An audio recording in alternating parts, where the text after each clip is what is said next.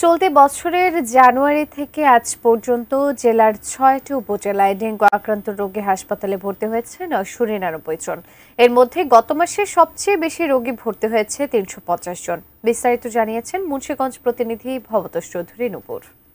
জেলা স্বাস্থ্য অধিদপ্তরের তথ্য মতে মুন্সিগঞ্জের ৬টি উপজেলায় এই পর্যন্ত ডেঙ্গু আক্রান্ত হয়েছে ৯৯৯ জন এবং ইতিমধ্যে ছাড়পত্র পেয়েছে ৯৯৮ জন। আসলে মুন্সিগঞ্জের যে ৬টি উপজেলা রয়েছে তার মধ্যে সবচাইতে বেশি ডেঙ্গু আক্রান্তের সংখ্যা মুন্সিগঞ্জ সদর উপজেলা, গজারিয়া এবং টঙ্গিবাড়িতে। আমি যদি একটু তাদের জেলা তথ্য অফিসার আপনার সিভিল সার্জন অফিসের তথ্য মতো যদি আমি জানিয়ে রাখি যে মুন্সিগঞ্জে প্রায় গত এক মাসে কিন্তু আপনার প্রায় ২২৫ জন রোগী ডেঙ্গু আক্রান্ত হয়েছে এবং গজারিয়াতে ৪৪ জন এবং আপনার টঙ্গিবাড়িতে ৪১ জন ডেঙ্গু আক্রান্ত রয়েছে।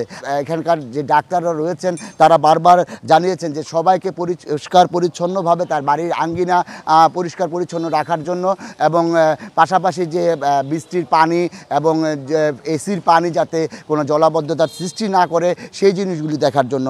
আসলে মুন্সিগঞ্জে এছাড়াও রয়েছে চিকুনকুনিয়া রোগী রয়েছে, পাশাপাশি যে সিজনাল যে রোগীগুলি রয়েছে, জ্বরের রোগী রয়েছে।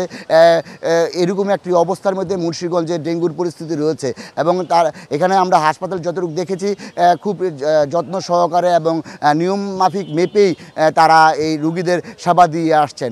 আসলে এই ছিল আমার কাছে মুন্সিগঞ্জ সদর হাসপাতাল থেকে মুন্সিগঞ্জ জেলার সর্বশেষ ডেঙ্গু পরিস্থিতি।